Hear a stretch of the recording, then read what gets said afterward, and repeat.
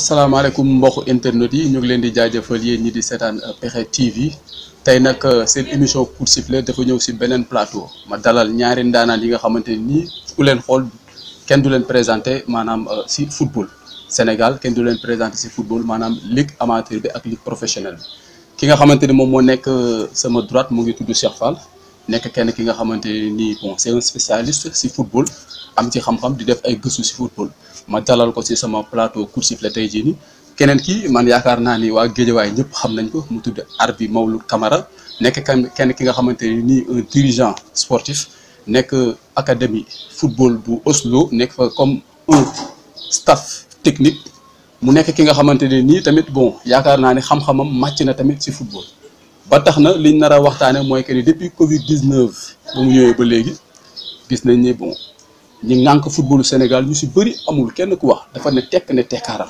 waaye balaa ñuy dugg si débat bi damay bàyyi ki nga xamante ni moom mooy Cheikh Fall mu nuyu mbokku internet Pexxe TV yëpp Cheikh Fall maa ngi lay nuyu. bonsoir maa ngi lay nuyu bi bu baax a baax di nuyu sama naataango di nuyu mbokku internetu Pexxe TV yëpp di ñaan mbas mi dugg ci àdduna rek yàlla na ko fi yàlla jëlee ba ñu mën a reprendre suñu activité. jërëjëf Cheikh Fall nuyoo bi gàtt na te am na solo grand Arbi ñu ngi lay nuyu di la dalal si chaîne bi di Pexxe TV. waaw bon maa ngi lay nuyu Gris di nuyu Cheikh Fall aussi peut-être que maa ngi koy doog a gis nii voilà maa ngi koy nuyu bu baax di nuyu mbokku internet Pexxe TV yëpp et di nuyu aussi technicien bi di wax ni émission bi yàlla nañ ko démarrer ci bismillahi rahmaani rahim jeexal ko ci alhamdulillahi rabbil alamin lépp luñ ci bëgg rek yàlla jàppale ñu ba ñu def ko merci. waaw yaakaar naa ne dégg ngeen ne nuyoo yu am solo yi. donc balaa may gën a dugaat feneen rek Cheikh Fall tey jii nii football Sénégal dañoo gis ne ni ki bon depuis Macky Sall son excellence ba mu décrété couvre-feu état d'urgence ba léegi nii bon ba ministre des sports génnee wax ni sport dafa bëgg ñu arrêté ko boobu ba léegi déggatuñu bon dirigeant sportif yi wala ñi nànk fédération bi di si def ay communiqué yow loolu ban jàngat nga si am. bon d'abord situation bu déplorable la parce que itam teguñu ko suñu bopp je peux dire ak Covid 19 bi du sax football kese moo taxaw économie dafa taxaw religion taxaw daanaka lépp dafa taxaw ba tax na donc je trouve normal que les activités sportives sur l'étendue du territoire national war a mën a taxaw mais bon situation la boo xam te ni ci avenir bu incertain la ñu jëm parce que gis naa joueurs yu bëri ils s'entraînent en individuel président club bi ba léegi ñuy continuer di fay salaire yi entraîneurs yi itam ñu ngi continuer di liggéey ak seen joueurs yi à travers des applications mais liggéey boobu fan la mën a jëm on sait jamais en France joueurs yi toog nañ lu mat presque benn 40 jours football ñu defuñu dara mais à un certain moment dañ doon entraîner tous les jours mais dañoo xëy ñu ne championnat bi arrêté nañ ko donc situation la boo xam te ni kenn neexul kenn situation bu ñuy déplorer la ñaar daal lañ ci bëgg soit ñu édifier ñu wax ñu fan lañ mën a jëm soit également ñu jël ay mesures yoo xam ne ñëpp mën a xam fu ñuy féete quoi je crois que c'est la meilleure des solutions pour l'instant. d'accord yaa grand Arbi yaakaar naa ne dégg nga Cheikh Fall lu mu wax par rapport ak jàngatam si maanaam sport bi nu mu arrêté dirigeant yi kenn waxul amul kenn koo xamante ne tey jii nii génn nañu si benn affaire nañu sport bi kat dina tàmbaliwaat heure bi wala dina arrêté yow day ban jàngat nga am si loolu. bon tekkaaral je dirais que peut-être que li Cheikh wax rek ni l'avenir est incertain par rapport ak le sport. voilà donc suñu dirigeant sportif yi aussi dañu war a xam ni sport kese moo taxaw li taxaw dafa bari donc ñun benn pàcc lañu ci ni di ëmb ndoxalinu Sénégal donc li ci ëpp taxaw na ñun on est obligé ñu taxaw parce que ñun dafa am suñu bootu foofu ñu bootu su kooku jëlee décision yi dañuy taxaw rek dañuy taxaw te kooku ñu taxawloo tamit dafa am ci ay ndigal yi muy wéy. taxaw bi arrangé wul kenn parce que comme ni nga ko waxee nous on travaille avec des joueurs ak suñu joueurs yi par rapport ak groupe WhatsApp dama fay dugal programme di wax ak sama joueurs yi mais est-ce que ñëpp ñoo koy def benn ñaareel ba mooy y a des présidents de club yoo xamante ni bii bu équipe bi fonctionné wulee nii di entraîner au jour le jour di def ay matchs de préparation def ay matchs officiels du ñu am motivation pour fay ay joueurs donc y a des clubs yoo xamante ni bii ils ont des problèmes actuellement pour fay seeni joueurs. Il y a des clubs yoo xamante ni bi actuellement l'entraîneur a des problèmes aujourd'hui pour communiquer avec ses joueurs par rapport ak les séances d'entraînement tout dafa doon situation bu complexe di ñaan yàlla rek mu lii daal teel fi jóge quoi ba nit ñi mën a delluwaat ci seeni activité beneen mbir bi mooy est-ce que ci dinañu demaat jouer championnat ou bien duñu demaat jouer championnat comme li nga wax les autorités ñun ñoo waroon jóg édifier ñu par rapport à ça. mais depuis boobu ba léegi maître Augustin Senghor génn na def benn sortie la fois passée mais moom li mu wax ba léegi dara leeru ci parce que mu ngi ñuy yóbbu ay mois de novembre rek ay octobre rek ay décembre yooyu pour terminer jël 3 mois terminer saison bi pour mën a démarrer waat saison 2020-2021 bi ñu xaw ko retarder tuuti commencé ko ay mois de mars bee di ñëw tout ça donc yooyu yëpp c'est incertain ba léegi ñoom dara leeragul ci seen i mbir quoi te loolu ñun suñu wàll bopp ñun en tant que ay acteurs peut-être que ñun aussi voilà dañ ciy souffrir.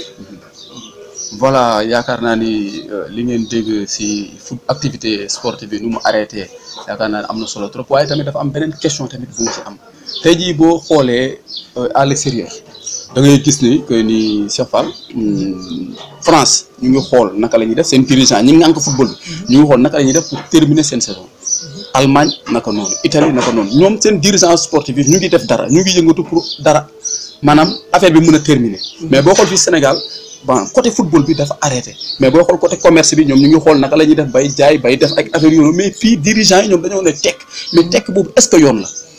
loolu la ñëpp déplorer d'abord parce que pourquoi il fallait pas essayer de réglementer d'abord mais ñu tëb rek ñu annuler loolu mooy interrogation bi mënoon nañu essayer jouer benn journée 2 journées 3 journées à huis clos peut-être mën nañ mëni peut-être le transport interurbain bi taxaw entre zones yi xëy na dootul tax match yi mën a possible mais peut-être France sax dafa sori mais football sénégalais problème bi mu njëkk a am pour man mooy problème mu calendrier boo xamante ni suivre ñu ko normal comme FIFA on ne respecte pas calendrier FIFA ñun loolu mooy suñu point faible en Europe que ça soit dans les autres zones au mois d'août dañuy jouer septembre octobre ñun dañuy bàyyi ba décembre au plus tard janvier soog a jouer est-ce que suñu équipe yi dinañ am assez de compétition pour jouer la preuve am na benn conséquence bu am daaw beaucoup n'ont pas compris pourquoi Teungueth FC n'a pas participé ci coupe CAF ñu bëri comprendre dañu jàpp que ni président bi dafa amul xaalis non c'était pas ça dafa recruter entraîneur bu mag recruter les meilleurs joueurs du championnat il voulait partir en Afrique mais délai bi Afrique am ak suñu délai championnat dafa gàttoon trop c'était trop court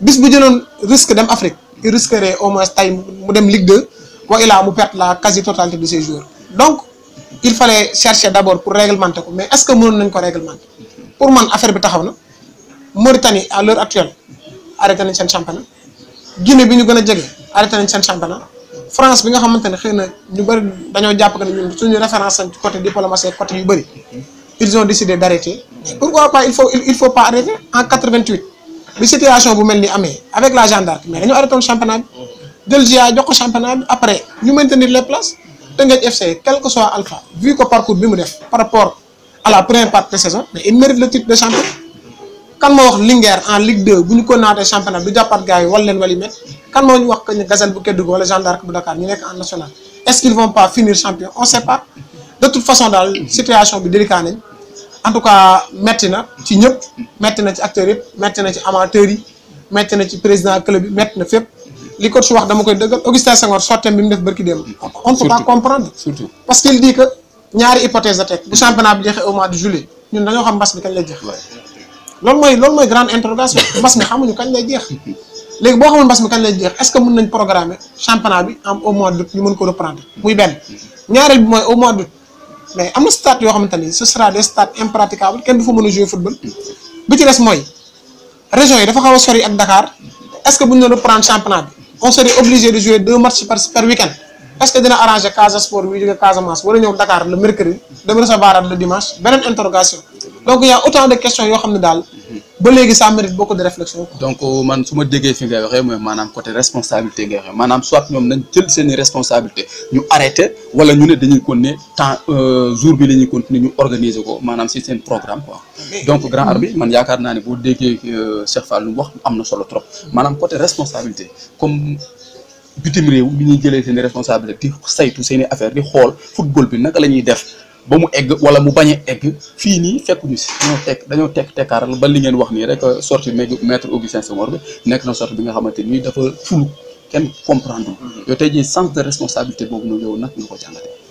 bon sens de responsabilité bi manque de responsabilité boobu mu ngi démarrer ci bañ a dugg ci date FIFA yi calendrier normalement ñu tënku ci calendrier FIFA di jouer championnat boo xamante ni bii mois d'août lay commencer pour terminer au mois de mai ou plus tard bu ñu defoon loolu heure bi dina fekk suñu championnat nekk ci 2 dernières journées wala ñuy jouer coupe kese mais aujourd'hui defuñu loolu ñu commencer championnat mois de décembre jouer phase aller kese lañu jeexal te Ligue 1 Ligue 2 kese ñoo jeexal phase aller de national 1 jeexalul aller mi national 2 jeexalul aller yi régional jeexalul aller yi un championnat ñu am championnat junior boo xamante ni bii cadet petite catégorie boo xamante ni bii c'est des poules de 6 5 journées ngay jouer sa championnat jeex na boo demee ba première journée coupe du Sénégal ñu éliminer maanaam 6 journées nga jouer koo xamante ni entraîné nga pendant 5 mois 4 mois 5 mois ngay entraîné ñoo jouer 4 matchs 5 matchs toog sa saison tëj tu as vu donc yooyu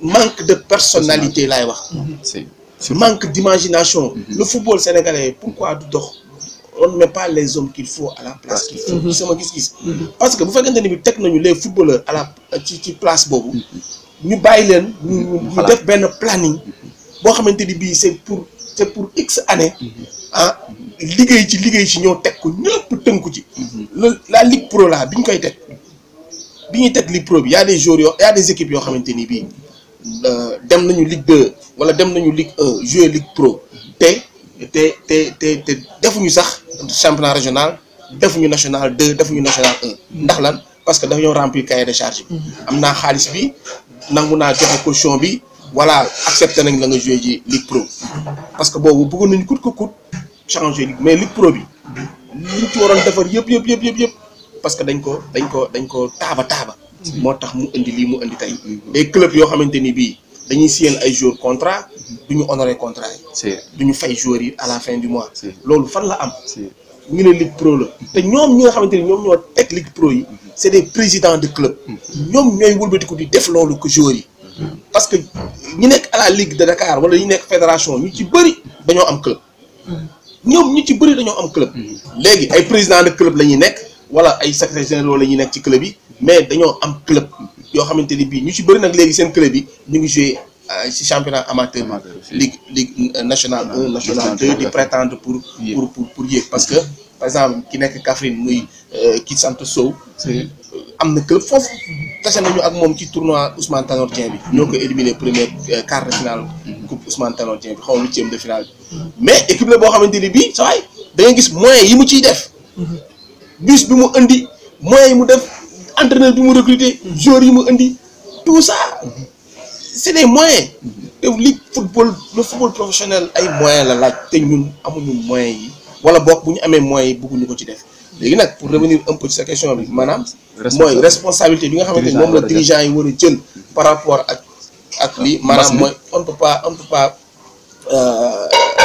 nu mu tëddee dafa def une pierre deux coups mënul nekk soit dañuy continuer championnat bi ñu jël des décisions ou bien ñu arrêter championnat bi parce que fi mu nekk nii problème bi yëpp mooy comme li sawaay wax arrêter championnat bi jox Linguère champion c'est possible arrêter championnat bi jox nu mu tëddee Teungueth FC championnat bi mais d'une part mënuñu ko def parce que fi ñu toll moo tax aller simple la ñu jouer championnat mënoo ko jël ci aller kese parce que équipe bi war a wàcc tey am na possibilité jouer waat 13 matchs xaw ma 14 matchs pour maintenir équipe bi war a jël 3e wala 4e am naa 13 wala 14 matchs pour mën a jël paie donc ñoom man ci sama xel bu gàtt dama jàpp ni xëy na ñoom foofu la ñuy xalaatee te même aujourd'hui jàpp naa ne bu ñu naroon demoon bay arrêté championnat bi sax tëj na duñu deseen duñu wax ni diw mooy champion wala diw waaw dëgg la grand arbitre li nga wax dëgg la Cheikh Fall wax dëgg la mais tamit comme que ñu ngi am ay doute mais tamit est-ce que tamit jarul tamit ñoom tamit ñu génn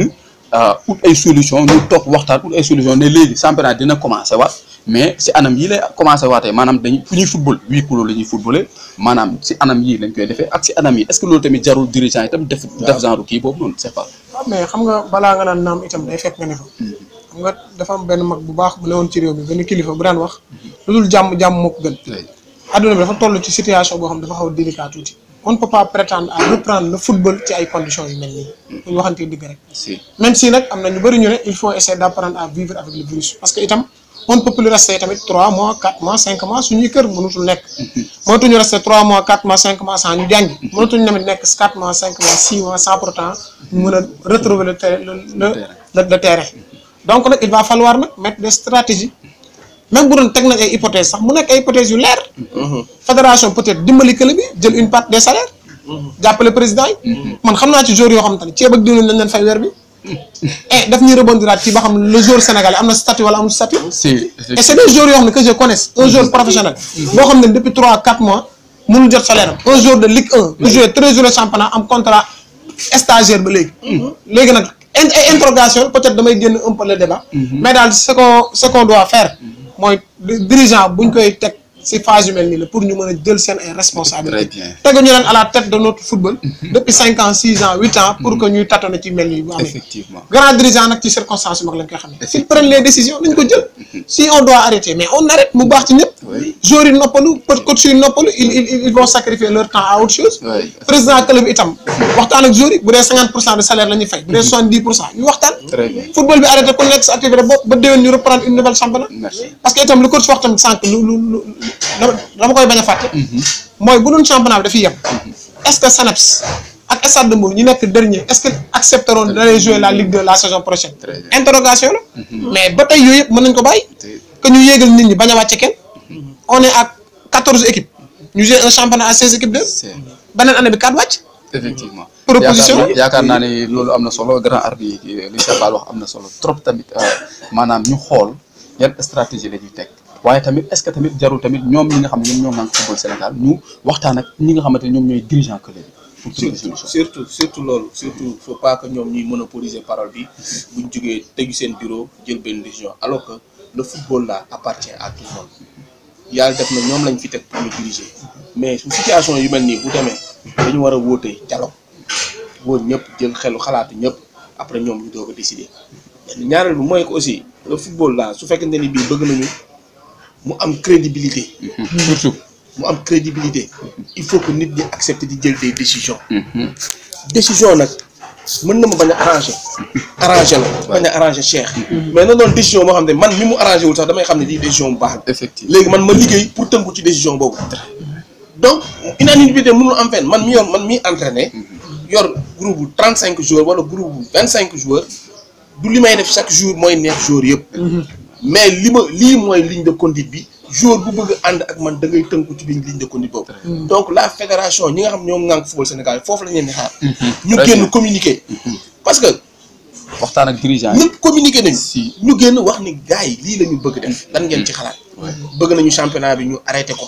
bu par exemple mbas mi bu ñu demee ba mois de juin trouvé wuñu solution wala dem ba mois de juillet ba léegi mbas maa ngi fi on arrête le championnat.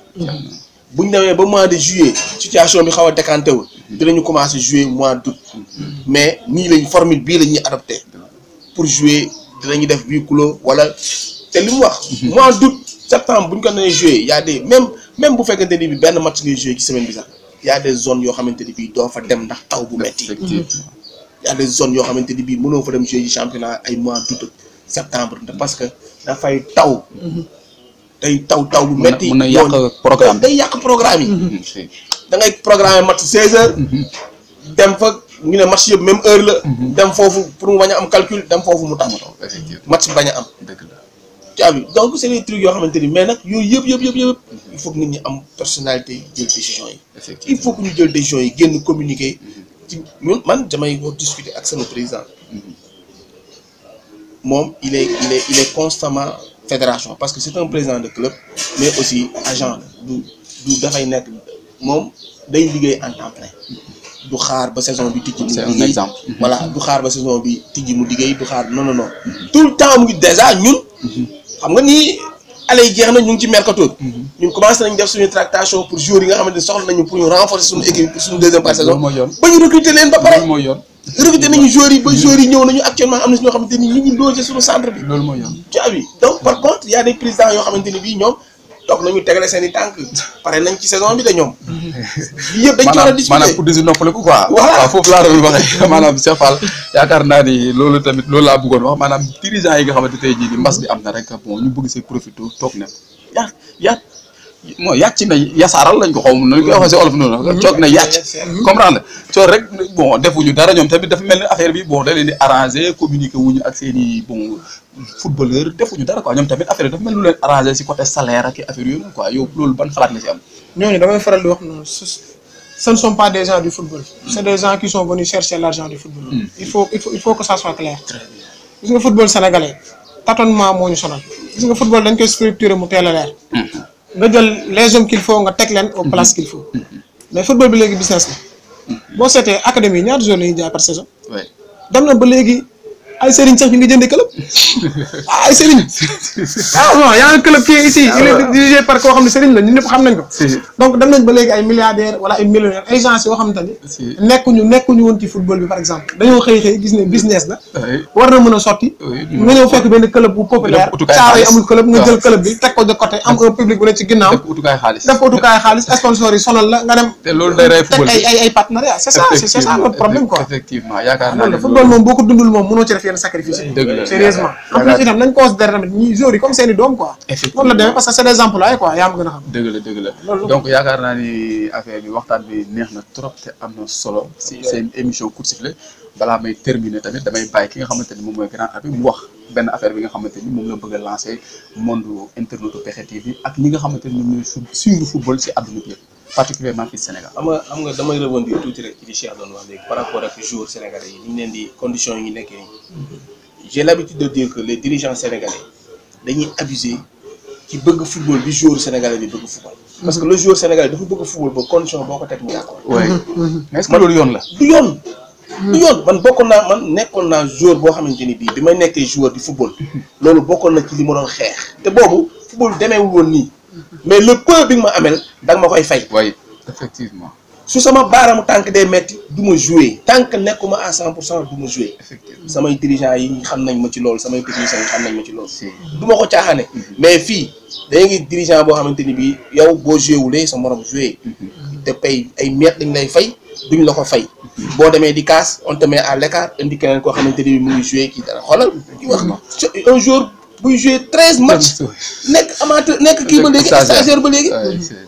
loolu moom baaxul. un jour bu joué 13 matchs yëpp allez. 26 matchs dama lay nettali benn anecdote. 25 matchs. bi may nekk raay. dama ñëw fekk Amsatou Fall laa fekk ma ñëw mu ne ma jël naa sama groupe ba pare ma ne ko est-ce que mën nga ma permettre may entraîner mu ne ma may entraîner ci espoir yi. damaa xëy benn ngoon rek mu woo ma entraînement tas rek mu woo sama tur diw ma ne ko mu ne ma kaay mu ñëw mu laaj ma posé ma ay question foo dëkk ci Thiès moo ko mu ne ma suba ñëwal oto bi dina la jël nga ñëw CNEPS entraîner si. je suis venu au CNEPS. ma entraîner ci séance d'entraînement boobu mu woo joueur yi ñu taxaw mooy leen c'est un joueur talentueux. jàppal leen ko dafay jouer suba. mu dugal ma ci groupe bi. gëm sa bopp mooy jouer contre Port fii à Dakar.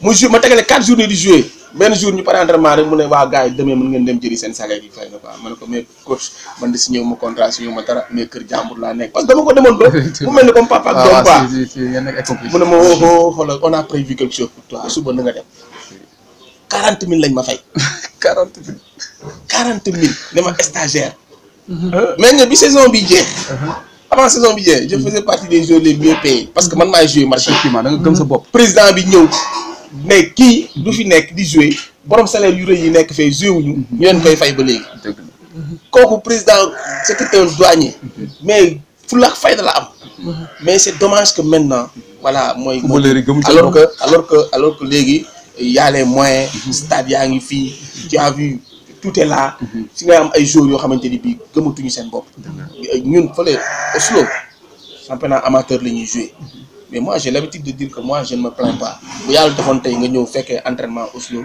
bi la ne kii équipe bu amateur dinañ fa ñëw inchallah parce que le président du ménager benn effort pour nous mettre à l'aise séance d'entraînement nu mu tëdd day louer stade la ñuy entraîner foofu ngeen mën a jógee sax pour nekk professionnel parce que c'est ça l'objectif l'objectif c'est de préparer des joueurs peut-être jaay leen pour que club bi mën ci dund mais aussi c'est faire grandir le club parce que club bi ci championnat junior rek doon jouer il y a de cela 6 ans ci ginnaaw junior kese ak cadet kese on a rompu comme li ma wax rek ay 5 journées ngay jouer 6 journées boo jëlee booy bi yóbbu ko Europe mu def test du dox.